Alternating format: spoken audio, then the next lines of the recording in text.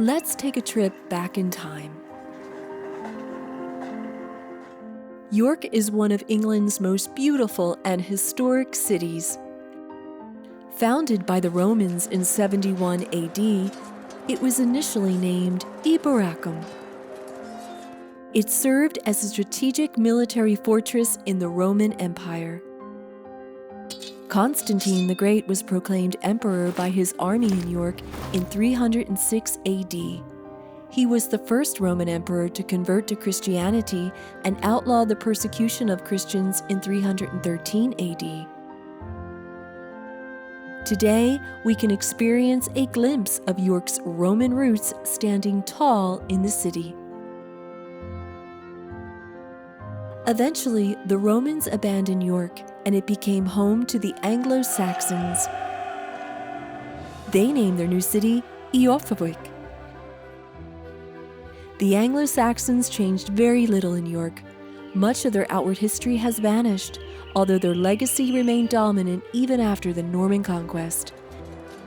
They brought their language, Old English, which heavily influenced the development of the English language we use today.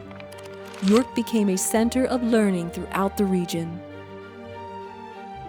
One of York's best archaeological finds from the Anglo-Saxon period is the Copper Gate helmet.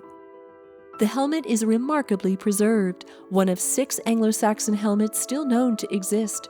It can be seen at the Yorkshire Museum, which is a must-visit to learn more about the history of York. The Viking invasion of York occurred around 866 AD. The Vikings named the city Jorvik. The Vikings transformed the city through trade, as evidenced by global trade routes stretching far to the Middle East, with coins, silk, jewelry, and spices. The Vikings were skilled traders and craftsmen who made solid tools and weapons. The Normans invaded York around 1066 AD with the Norman conquest led by William the Conqueror. After capturing York, William built 2 castles in the city to maintain control over the region. What remains today is Clifford's Tower, the surviving section of York Castle, which served as the center of government for the north of England. Clifford's Tower has a grisly past and is now a prominent landmark that offers stunning panoramic views of the city.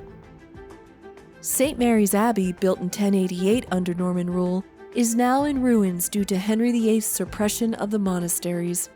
It was one of England's wealthiest and most powerful Benedictine monasteries and now serves as a place to ponder the past.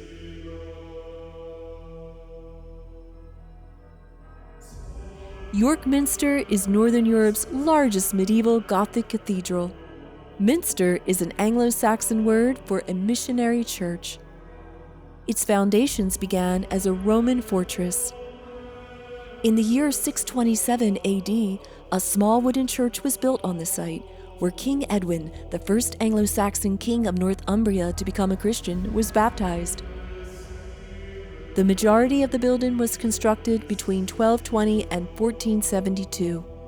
York Minster is a master in architecture and the largest collection of medieval stained glass in the United Kingdom.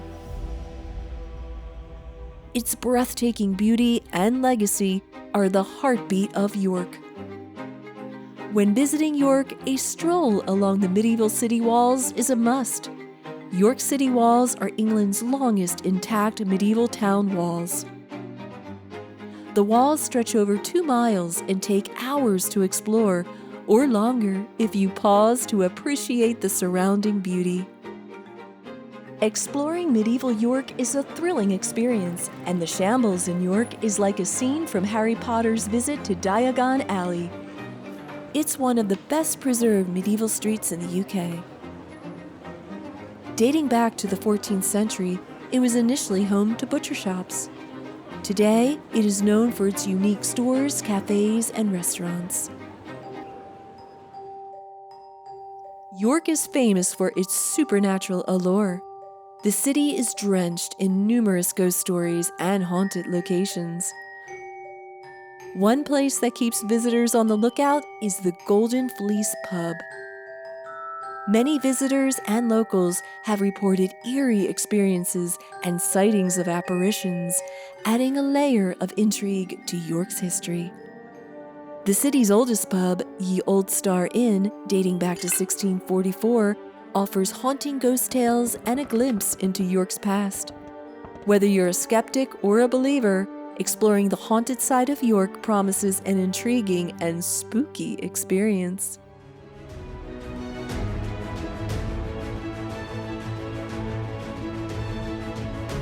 We hope you are inspired and have experienced a taste of York's layers of history.